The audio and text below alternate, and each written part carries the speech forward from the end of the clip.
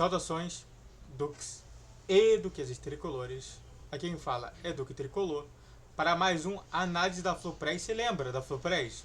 Então, vamos voltar a falar sobre essa análise, né?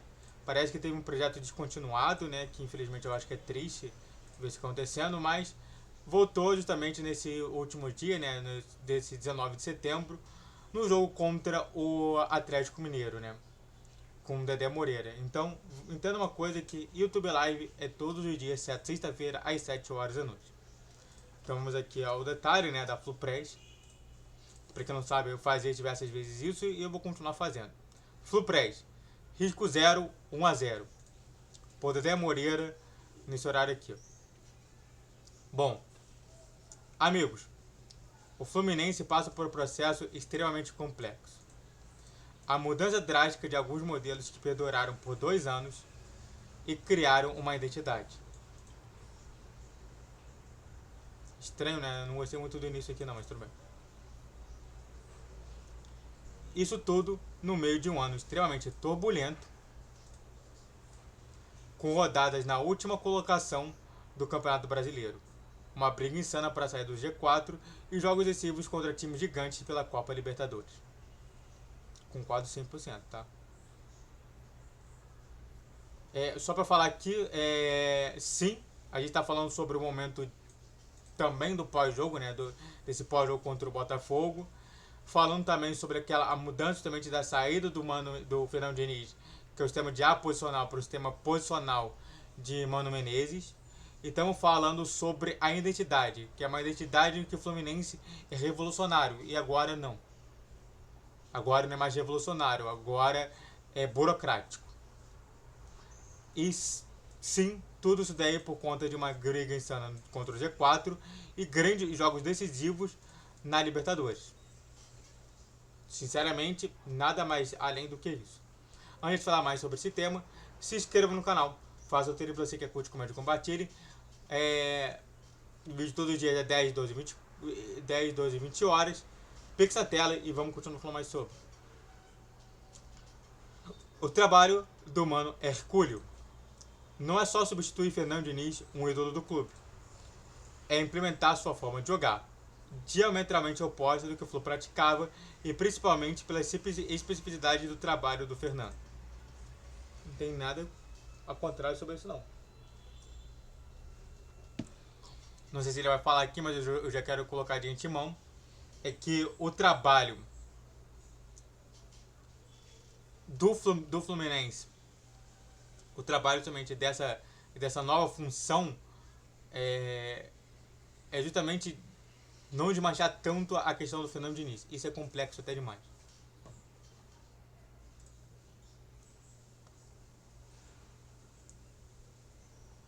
E convencer o torcedor dessa forma, fazê-lo entender e apoiar.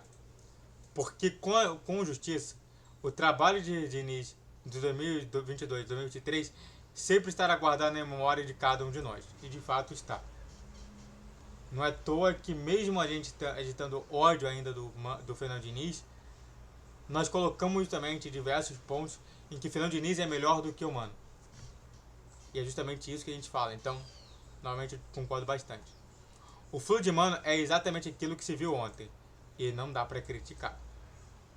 Até dá pra criticar. Será que a gente não tá sendo muito comedido? Será que não dá pra fazer mais? Diversas vezes a gente pensa nisso. Então, dá pra criticar sim. Pessoal, todas as vezes que qualquer time do planeta se deparar com um adversário em bloco médio, baixo, com bons encaixes, dobras de cobertores, vai ter dificuldade. Eu concordo com isso. Mas como é que a gente passa por essas dificuldades? Como é que a gente facilita aquilo que está se dificultando? Existem alternativas para isso. Para citar apenas o jogo de ontem, à tarde o Manchester City, o time mais especializado do mundo na fase ofensiva, não saiu do zero, e depois do nosso jogo, o líder do Campeonato Brasileiro também não saiu do zero, com o seu adversário perdendo o gol na pequena área no fim da partida. Que ele está falando do Botafogo, que saiu do zero contra o Fluminense. O que acontece é que existe um ponto que ele não vai comentar, mas que eu vou comentar. O Manchester City hoje ele está numa crise. Numa crise em que ele pode cair para a terceira divisão no final do campeonato. Ah, na terceira? Como assim? Mas não tem que cair para a segunda, não. Vai cair para a terceira. Porque ele pode ser muito punido por tudo que ele fez.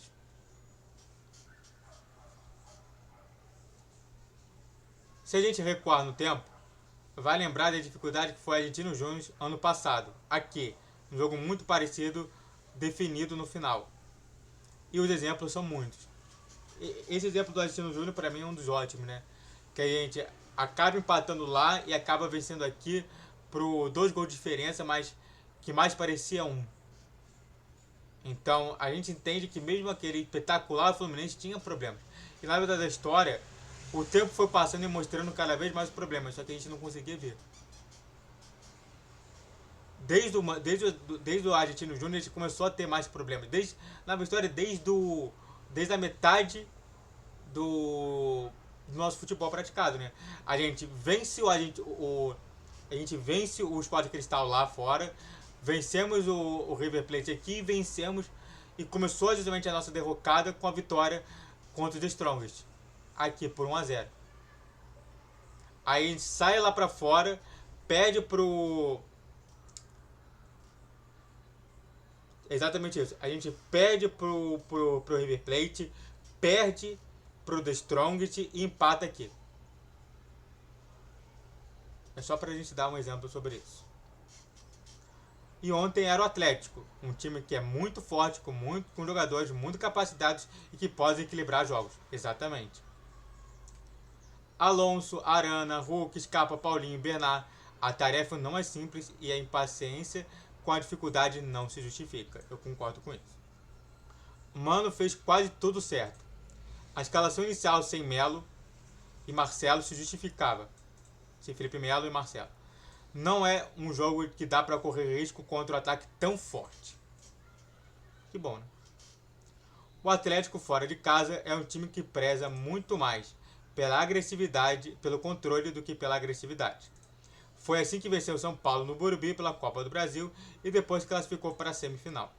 O time lidera o quesito de posse de bola e ontem conseguiu controlar o Flu até os 30 do primeiro tempo. Que eu vi lá, não tem esquisito nos últimos jogos. Nos últimos jogos eles têm perdido na posse de bola. Mas até agora a gente tem então o Mano Menezes falando isso e o próprio Dedé também analisando isso. Agora, se isso é verdade ou não é uma outra coisa. O Fluminense começou tentando pressionar a saída. Com 1 minuto numa interceptação de Martinelli, a bola vem de Ganso que toca, a zaga falha e Cão chuta da entrada da área em cima do Everson. Que foi um dos momentos. Foi só isso. E o Atlético passa a conseguir dominar o jogo, mas sem nenhuma contundência, o que passa pelo equilíbrio defensivo dessa defesa do Fluminense. Muito por conta de quem? De Thiago Silva, que até agora não falou, mas o que eu já estou falando de antemão. Na metade do segundo tempo, Mano fez 2 momentos inteligentes, um coletivo e um individual.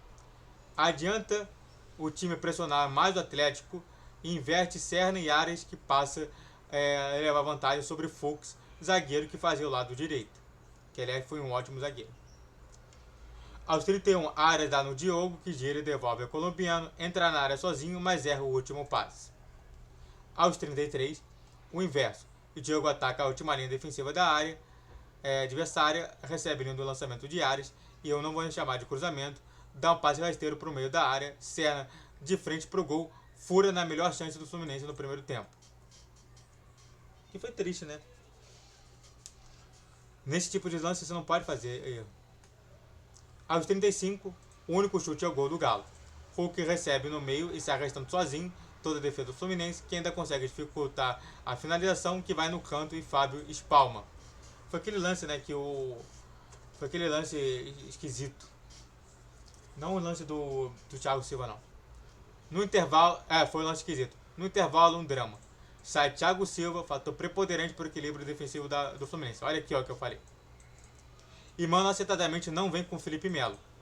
Com Antônio Carlos e Thiago Santos, o sistema seria testado sem nenhum jogador de altíssimo nível.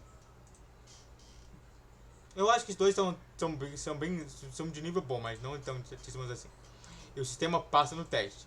Uma finalização de Hulk de fora da área para a boa defesa do Fábio também foi a única bola no gol nessa etapa. Etapa que contou com outra mudança, faixa no braço. Ganso recua e chama o jogo para ele. 92% de passes certos no jogo. O Atlético teve mais posse de bola no primeiro tempo, e com o Ganso vindo buscar no segundo o controle do Flu foi bem maior. Mas faltava contundência. Muito por conta do meio de campo, Bernal e Martinelli, que é muito mais distribuidor do que invasor. Isso é triste, né? É por isso que eu falo que na minha concepção os dois não estão dando certo assim. E de novo manuais. Cano no lugar do Serna, Lima no lugar do Martinelli, Marcelo no lugar de Diogo, que sentiu a inatividade. Eu não gostei do Cano no Serna. Entendi a proposta do Mano de dar peso com 2 atacantes, mas fez o Ganso ter que ir lá para a direita pegar o Arana, o que não me agradou, embora não tivesse havido nenhum problema maior. Que é o que aconteceu, né? Na história ele mudou para um 4-4-2, né? Que não agrada muito a visão.